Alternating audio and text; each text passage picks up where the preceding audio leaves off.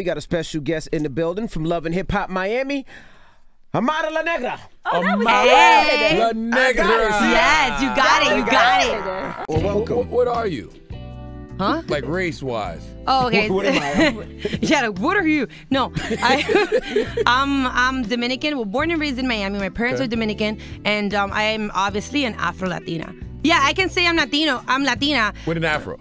Even if I had an afro, I didn't have an afro. I mean, I'm still Afro Latina because I come from African descent, so that's what it is. No, actually, you know, it's really sad the fact that I even have to answer these questions, the fact that I have to feel as if I have to prove myself, because every single part of me is being questioned, just because I feel that there's a lot of ignorance when it comes to the Afro-Latino. People don't understand. Even when I read comments, like, I never knew that there were black people that spoke Spanish. I'm like, where have you been living? Under a rock? Like, but at the same time, I can't even be mad at you because there really isn't a lot of Afro-Latinos doing anything on the entertainment. And if they are, they're really not talking about it. Why is it so hard for people to understand or accept me? Because I just feel like there's standard of beauty in the entertainment industry that you have to look a certain type of way in order to be pretty. Your hair needs to be straight and silky in order to be pretty. Or if you're Latina, you have to look like J-Lo, Sofia Vergara, Shakira. But when you look like me, oh, you don't look Latina enough. What does that even mean? There isn't a Latin country that doesn't have people that look like myself. So why aren't we on magazine? Why aren't we on movies? Why aren't we? So it bothers me. The first thing, yo, why is your hair so nappy like that? Like, what's wrong with it? You called it nappy? I was like, let me not. Okay, maybe I'm misunderstanding what you're trying to say. So it was like, why is it like that? Then it was like, you know, you need to be less Macy Gray and be more Beyonce. You know, your hair isn't elegant. And then he called me a Nutella queen. Not only are you offending Afro-Latinos, you're offending a whole race of people that look like myself. Like, you just don't get it.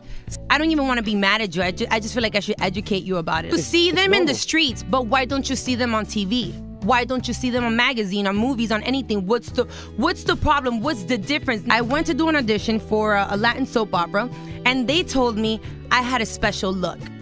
Special look means you're black. So they said I had a special look, and I was like, okay, cool. They're like, honestly, because you're so cool, I'm just gonna tell you the truth. Listen, if we have any roles like, you know, maybe like a prostitute or, you know, a gangster, Bible, or a gangster, or maybe if we do like a slave, maybe like soap opera or something, definitely we'll have you in mind. And you should have told them that's not the way you treat special people. You're never gonna get a role like the main cast member or anything like that. You'll be the gangster, the raper. You'll be kind of those roles. Okay. Like if you sit down, I would love for you to Google right now. But besides the Latin soap opera, where else have you? There's no movies. There's no soap operas. There's no magazines. There's just nothing. We don't have Black Lives Matter movement. We don't have Martin Luther Kings. We don't have Malcolm X. We don't have The Voice. Obviously, if a cop stops us, we all look the same. You can't tell the difference. So yes, but I'm saying as far as that Latin community itself, nobody really talks about it. We kind of just shut up and take it and just sit back. That's why nobody has ever really heard about us. So you think it's the dark skin? Of course it is. So I'm not even going to front. How do you explain Issa Rae? How do you explain people, SZA? How do you explain those? But she's talking about the Latin market. Americans will accept me easier than the Latin community would. So the struggle you're facing is from your own people. Yeah. I'm talking about Afro Latinos. It's not even a Dominican thing. I'm talking about, because in Cuba there's Afro Latinos, Guatemala, Chile, Honduras, Ecuador. There's so many of us. So then that's just really the issue. You know, I just feel, and even looking at social media and reading the comments, I know that I'm not the only one because everybody is now talking about it. And they're like, we felt it, we just didn't want to say anything. We've kind of felt comfortable staying in the shadows. I don't. Being able to use my voice to actually make a change and bring this to light. Like, just in case y'all didn't know, this is happening to us over here. Because people focus on what's happening in this part of the world, but kind of forget that over here, there's more people. There's more things happening. People just kind of care what they see on social media and what the news lets you see, and don't really care about everything else. And it's great for all the little girls that can look up to you, because who did you look up to when you were a little girl? When I was little, I used to look up to Celia Cruz. She was the only Afro-Latina that made it like worldwide. She was like our Michael Jackson. Unfortunately, when she passed away, I obviously had to look into the American market. Whitney Houston, Donna Summers, Tina Turner, all these great artists, because we didn't have anybody else. Till this day, the new generation that's coming up doesn't have anybody. So I just feel like, you know, it's my place to make that difference, to tell you, you know what, you can be beautiful. And that's really my message at the end of the day, even with what Hollywood told me and everything. I don't really want to make it a race or a thing, you know what I mean? Don't ever feel as if you need to change who you are or the way that you look in order to succeed. Especially in this era.